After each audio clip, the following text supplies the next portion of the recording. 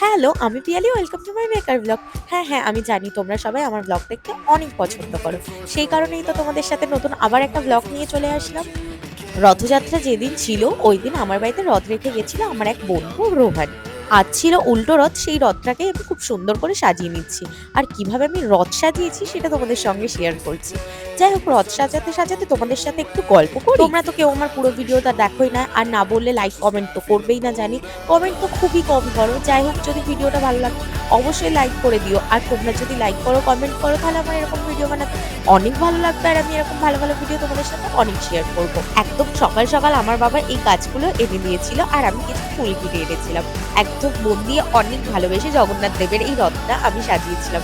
তোমরা কমেন্ট করে জানিও আমার রথটা কিরকম লাগছে। তোমরা যদি লাইক কমেন্ট না করো আমি খুব রাগ করবো। শুধু আমি না, জগন্নাথ দেবও অনেক রাগ করবে। তাই ইউটিউব থেকে দেখে থাকলে সাবস্ক্রাইব, আর ফেসবুক থেকে দেখে থাকলে অবশ্যই আপনি ফলো করে নিও।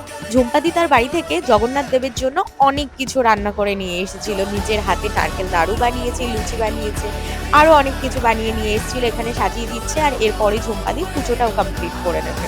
তারপরেই আমরা রথ নিয়ে বেরিয়ে পড়বো রাস্তায়। তো দেখতেই পাচ্ছ এখানে ঝুম্পাদি পুজো কমপ্লিট করে নিচ্ছে। আর সব খাবারের ওপর তুলসী পাতা দিয়ে দিতে হয়, তো সেই জন্য তুলসী পাতাগুলোও দিয়ে দিই। আর আমি ভগবানের কাছে প্রে করে নিলাম যে জলদি জলদি আমার চ্যানেলটা যেন একটু গ্রো করে।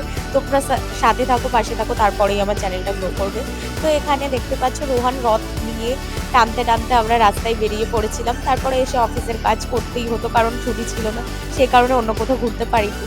তো আজকের ভিডিও এই পর্যন্ত। সবাই ভালো থেকো, টাটা।